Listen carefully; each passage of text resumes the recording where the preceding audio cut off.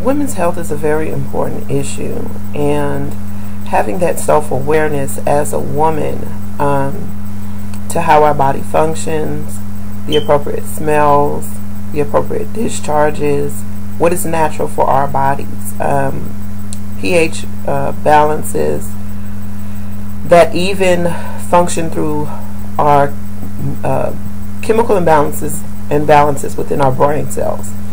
All of these things work together for the betterment of women's wellness, and there's actually a pretty serious women's health issue that I would like to discuss that is not commonly discussed by gynecologists, friends, family. Many people don't even know of this disorder, and it's called PMDD. And basically PMDD is premenstrual dysphoric disorder, and it's a very severe form of PMS that escalates beyond the quote-unquote normal side effects of PMS, where you get your bloating and your moodiness and sometimes cramping, severe cramping. However, PMDD, the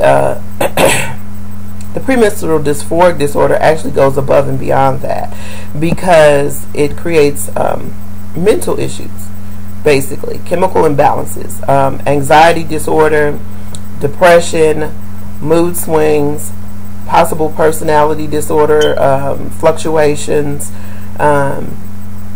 In some cases, there have been even severe forms of what felt like a serious psychosis in some observed individuals. And this disorder actually forms at the mid-30s of a woman's life, especially if she has had children or she is still in reproduction stage. She can actually accumulate this disorder, and basically what it is premenstrual dysphoric disorder. It can be considered to be a severe form of premenstrual syndrome. Both PMS and PMDD are characterized by unpleasant physical and psychological symptoms that occur in the second half of a woman's menstrual cycle, most commonly in the days preceding the menstrual period. Fatigue, mood changes, irritability, abdominal bloating, anxiety. These are some of the common symptoms of PMS and PMDD, but there are other symptoms that have been reported, whereas the symptoms of PMS may be troubling and unpleasant, but with PMDD it may cause severe debilitating symptoms that interferes with, you know, a woman's day-to-day life and functionability. And naturally, you know, PMS basically affects almost 30% of women with you know, regular menstrual cycles.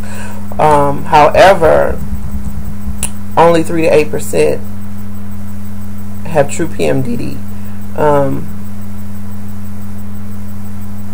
Based on the information from the women's wellness site, the woman-to-woman healthcare site, PMDD was previously medically referred to as late luteal phase dysphoric disorder, and they don't really have a accurate diagnosis for what causes PMDD, excuse me. However, it is believed that the conditions result from the interaction of hormones produced by the ovaries at different stages in the menstrual cycle, such as estrogen and progesterone, with the neurotransmitters, chemicals that serve as messengers in the brain, while the ovarian hormone levels are normal in women with PMDD. It is likely that the brain's response to these normally functioning hormone levels is abnormal, and this is what causes PMDD, because the brain is not responding on what is considered a normal level to the quote-unquote normal functions, the normal fluctuations of the hormones at the time of the menses. So most of the evidence actually suggests that PMS and PMDD do not result from any specific personality traits or personality types. While stress clearly is associated with PMS and PMDD, it is not considered to be a cause of PMDD. Rather, the associated stress is more likely to be a result of the symptoms of PMS or PMDD. Vitamin or other nutritional deficiencies have not been shown to cause PMS or PMDD. So it's not very the diagnosis for the disorder is not accurate. However, the symptoms are very, very clear, and the symptoms are sometimes extremely debilitating and can actually affect personal life, work life, intimate relationships, even parents who have kids. It can actually affect the way that it can actually affect the way that parents interact with their kids. And some of the symptoms of PMDD are fatigue, mood changes, abdominal bloating, breast tenderness, headaches, irritability, depression, increased appetite, acne, oversensitivity to environmental stimuli, hot flashes. I've actually encountered multiple symptoms of this, which is why I would like to address this issue with our women, because if I have actually had to discover it on my own, I'm quite sure there are multiple other women who are affected and actually don't know it. There are heart palpitations, over emotionality, easy crying, difficulty concentrating, dizziness, forgetfulness, and even gastrointestinal upset, which is basically stomach or bowel upset. So these are several of the symptoms that are actually generated by the PMDD disorder. And there actually have been some severe symptoms of suicidal thoughts, feelings of actually going crazy, major and severe anxiety issues, depressive symptoms. These are considered medical emergencies if these types of symptoms do occur. These symptoms actually typically occur a week before the cycle, and they actually resolve within the first few days of the menstrual period. So the major thing is knowing the symptoms of PMDD and finding alternatives for the symptoms within the first week or two of the menstrual cycle to help you through this. And I actually have had to be prescribed half of a milligram of Xanax, which is actually a antidepressant as well as a anti-anxiety medication. And some of the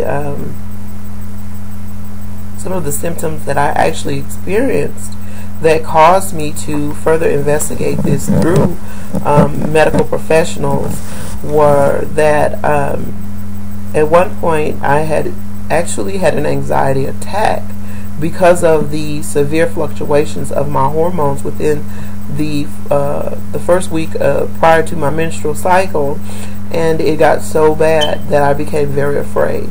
I didn't know what was going on. I knew that I felt as if I were losing control, and I know that there are no serious mental disorders in my family, no serious chemical imbalances that would actually cause me to genetically pick up something like this. And it is also a known factor that PMDD is not a genetic disorder. However, there are several websites that can be researched for further insight. One of them is medicinenet.com. Another is womensmenstrualhealth.org. You also have PMDDfactsforhealth.org. So these are some very resourceful web links that can actually be accessed for symptoms, further personal research, and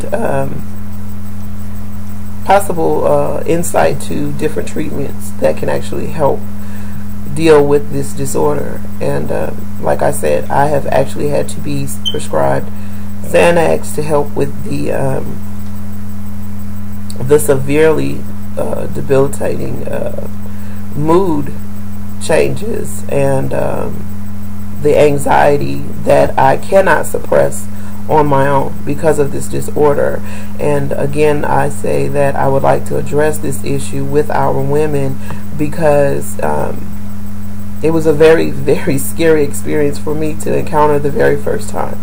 And I'm quite sure that I'm not the only person out here that has encountered this disorder, and I do suggest that you seek medical and professional help in treating the symptoms of PMDD. And if you feel that you have PMDD, please address this with your gynecologist so that they can give you some referrals to help you in treating the symptoms. And that will close my discussion on premenstrual dysphoric disorder. And I look forward to addressing further women health issues in the future, because there are a lot of them that we actually don't address on a day-to-day basis that we do need to address more or less for self-awareness and basically gaining more knowledge, education, and insight on our reproductive system and how it actually affects us through the different maturity stages of our lives. So I hope you enjoyed this informative and quite educational experience, not only for myself but for others. And I look forward to vlogging with you all again.